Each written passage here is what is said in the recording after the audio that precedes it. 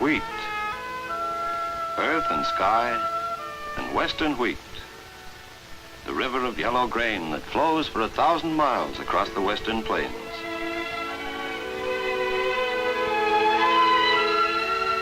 It's fall on the Canadian prairies, and 500 million bushels of grain are ready for harvest.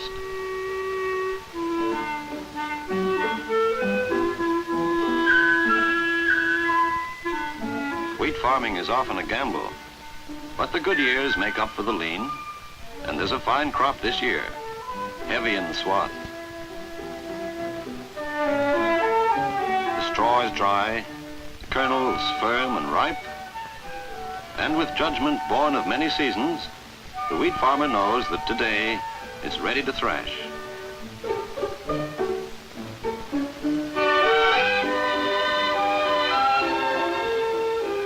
Harvest is a busy time on a western wheat farm. Every member of the family has a job to do when thrashing starts. It's also a time for haste. Rain or snow could bring disaster to the crop. The weeks of waiting for the wheat to ripen have been anxious ones. Everyone's eager to get started. And now the wheat's ready, there's not a moment to lose.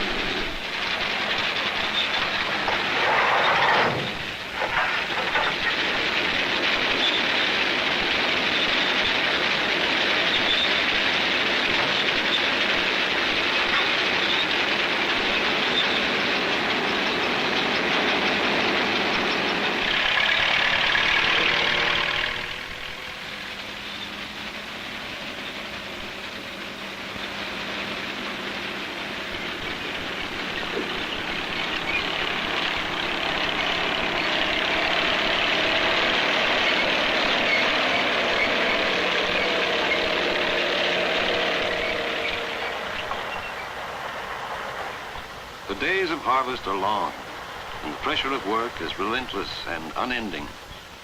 With 1,000 acres to thrash while the fine weather lasts, every minute counts. From swath to combine and combine to truck, nothing must delay the abundant flow of grain.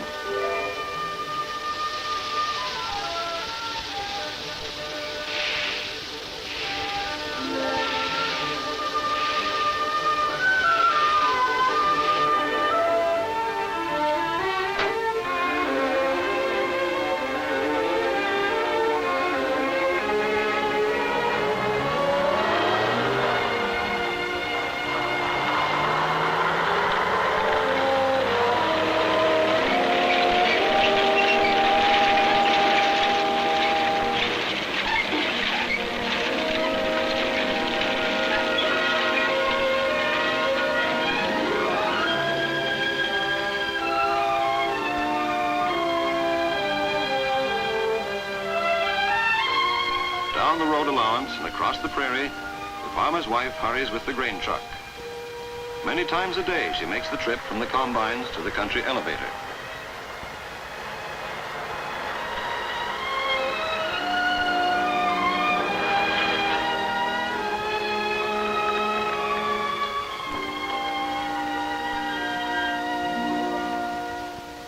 Payment for the wheat depends on its grade, and the elevator operator makes his judgment on every truckload of grain he buys.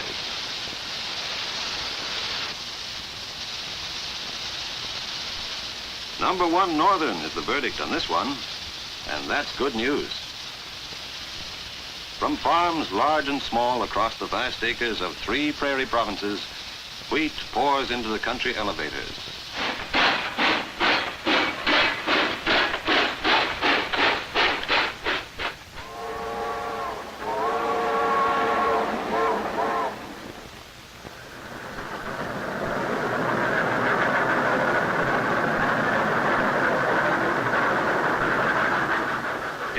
marshalling yards at Winnipeg, the grain cars moving eastward pass through in thousands on their way to the terminal elevator.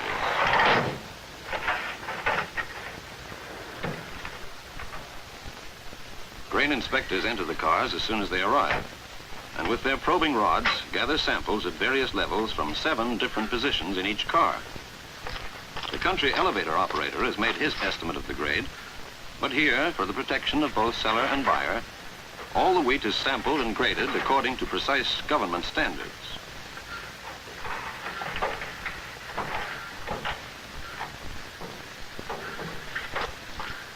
No car or shipment can proceed on its way until a proper sample for grading has been taken.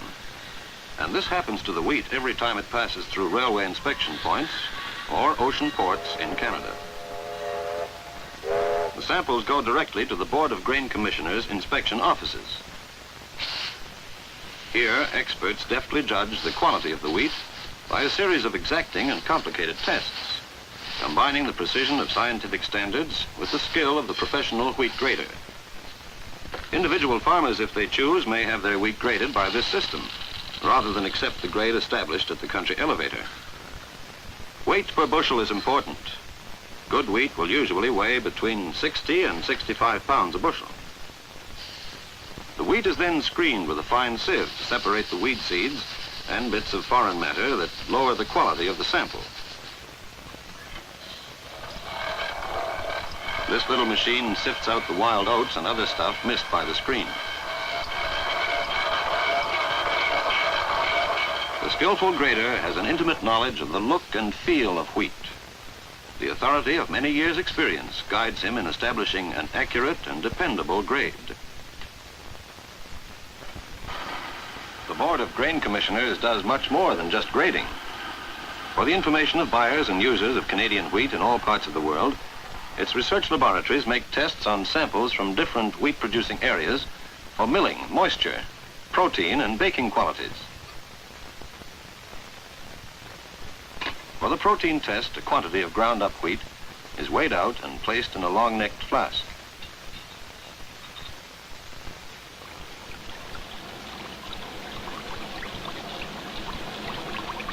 Powerful chemicals dissolve the wheat. Then, by distillation and other kinds of scientific sorcery, the chemist obtains a colored liquid from which he learns important facts about what kind of bread this flour will make.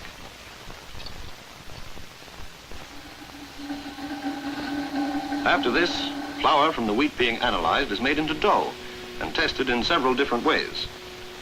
Scientists have discovered that the quality and texture of bread depend to a great extent on the tensile strength of the dough. The more it stretches, the better the loaf will be.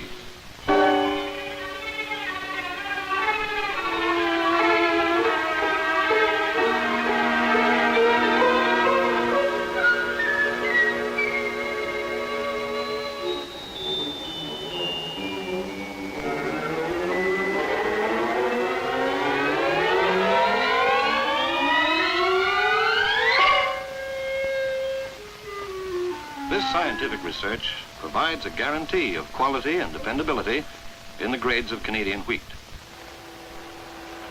From the Atlantic to the Pacific, trains and ships carry wheat to the great mills, where it will be made into flour.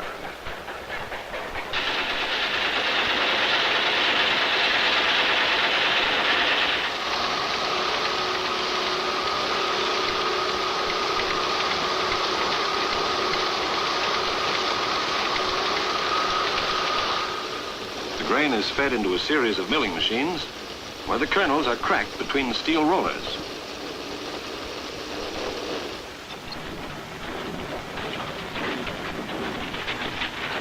A continuous process of grinding and sifting reduces the grain to a fine powder. The flour is separated from the bran and middlings, and in the purifiers, the remaining fine bran is lifted out with a blast of air and brushed to one side. The finished flour is bagged, ready to be shipped to bakeries here and abroad. Flour manufactured from Canadian hard wheat has a worldwide reputation for its excellent bread-making qualities.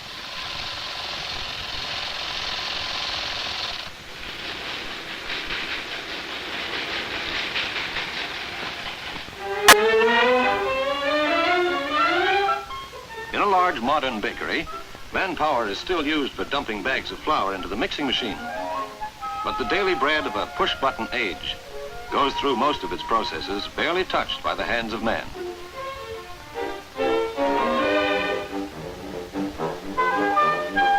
Flour is mixed with yeast, milk, sugar, and shortening and other ingredients and made into dough.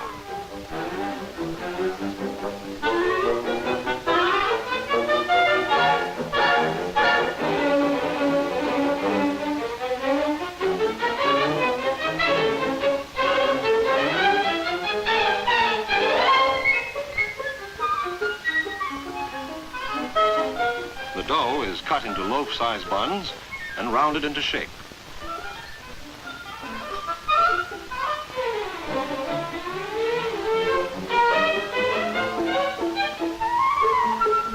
Then they're sprinkled with flour and sent round a conveyor in the dry prover to give them a bit of a rest.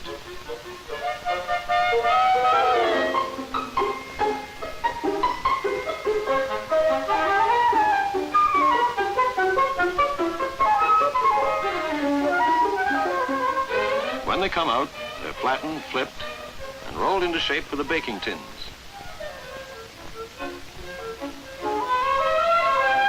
After a quick trip through a moist chamber, where the dough rises to fill the baking tins, they're ready for the automatic ovens, which bake thousands of loaves an hour.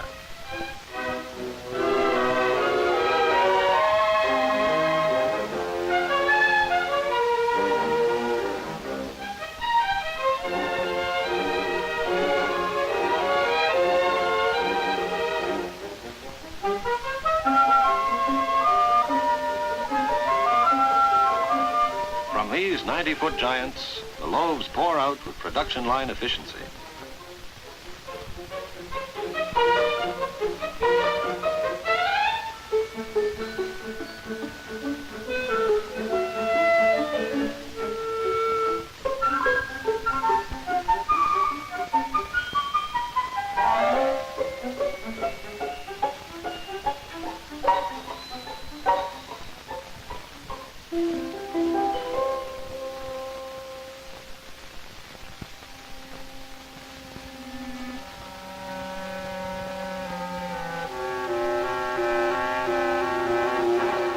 But man's bread does not come to him without a struggle.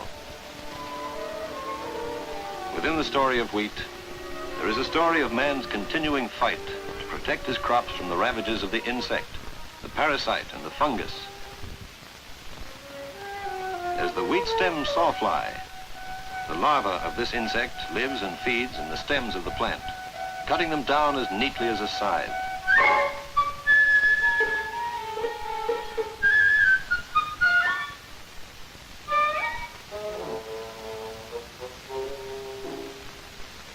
The larva soon forms a cocoon, and next year the adults emerge to begin another cycle of destruction.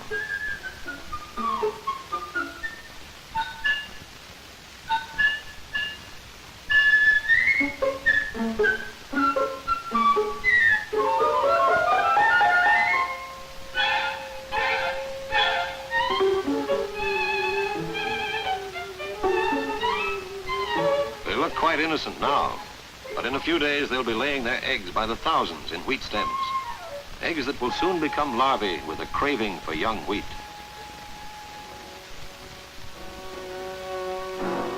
And there's the dreaded red rust.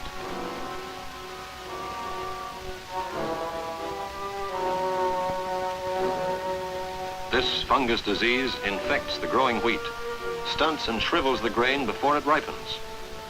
In 1935, it destroyed more than 1/4 of the whole Canadian wheat crop. Starting in the spring from bulbous clusters on the leaves of common wild barberry, the deadly spores carried by the wind threaten disaster to all wheat within their reach. To carry on the fight against insects and the diseases of wheat, there is one major weapon, the science of plant breeding. From among hundreds of different wheat varieties, scientists search for plants with natural resistance to a particular disease or insect. Their seeds are planted on thousands of test plots at Canada's experimental farms.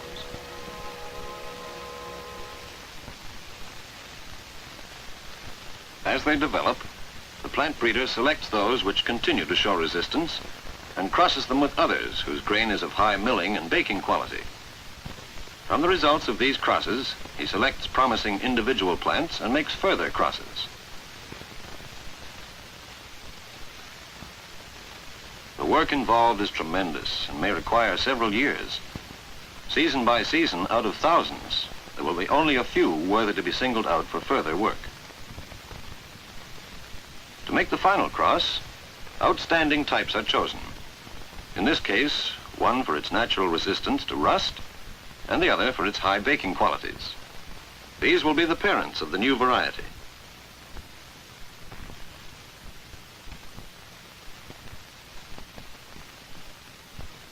The scientists call this emasculation. It's an essential part of plant breeding. By extracting the pollen-bearing stamens from each little flower of one plant, they make sure it will be fertilized only by the pollen from the other. Thus, they guide the destiny of their offspring.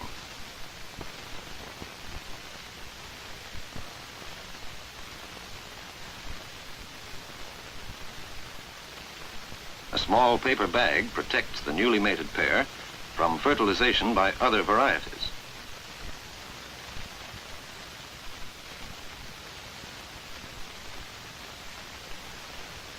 As a new variety is being developed, its resistance is tested by exposing the plants to sawfly infestation and severe epidemics of rust.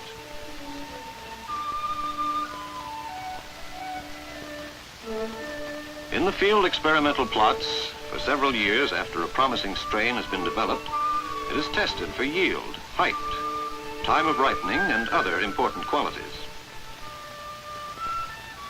If it passes these tests, a new variety is born, and its birth may have consumed 16 arduous years of the plant breeder's life. From a few precious seeds has come a new wheat. This little harvest is the forerunner of greater harvests to come. For more than half a century, the men of science have fought a relentless battle to keep disaster from driving the wheat farmer from the prairies. But the battle never ends, for as one enemy is conquered, others attack, and to defeat them, new, strong wheats must be bred. From the efforts of dedicated men have sprung the great names in wheat: Marquis, Thatcher, Regent, Redmond, Rescue, Saunders, the wheats that opened up the West.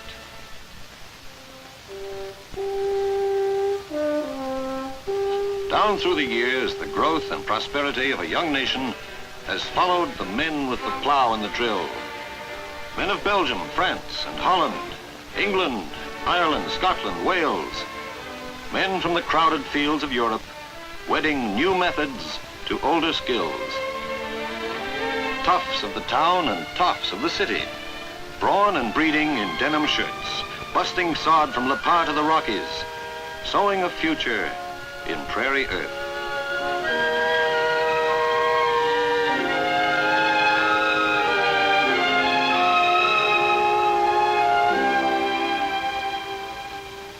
Sprouting from seed of 1,000 plantings, western wheat from a western soil, sweeping green to the taut horizons, bushels of wealth for the hours of toil. Springing, spreading, stretching, heading, filling, ripening to a sea of wheat.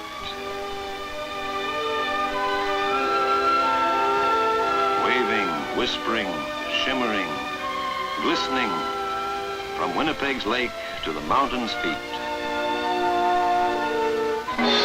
Machines for cutting, machines for swathing, machines for thrashing and hauling grain, chugging, chattering, roaring, rattling.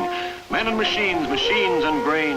Grain from Rosetown, grain from Grenfell, grain from Red Deer, Moose Jaw, Melville, Saskatoon, Brandon, Regina, Watrous, Okotoks, Oxbow, Souris, Glamis.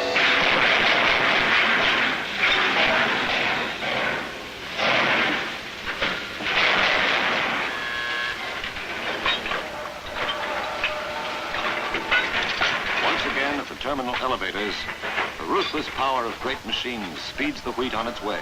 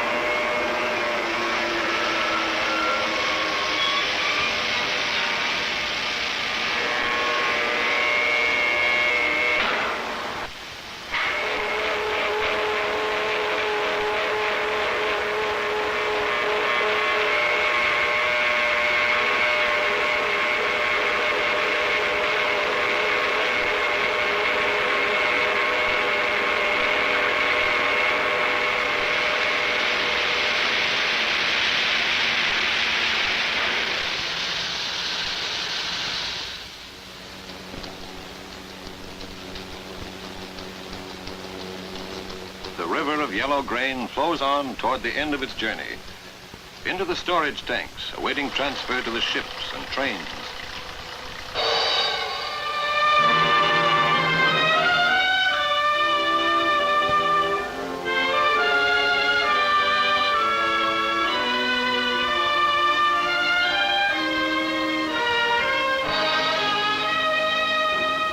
Towering on Lake Superior's shore stand the Port Arthur Fort William terminals, lofty citadels of concrete and steel, monuments to the grain which built them, heart of Canada's wheat trade.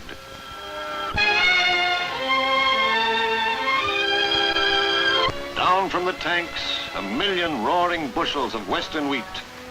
Down from the lakehead's massive granaries, tested and sampled by vigilant inspectors, guaranteed by Canada's certificate final.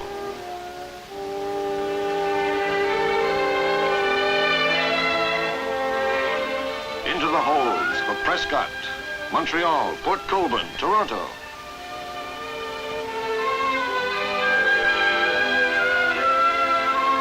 Ships loaded to the gunwales for Bombay, Rotterdam, Rome, and London.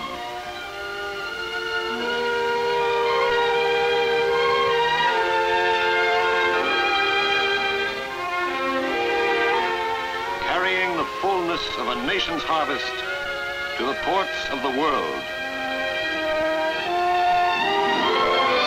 Going down to the sea with #1 Northern Canadian wheat.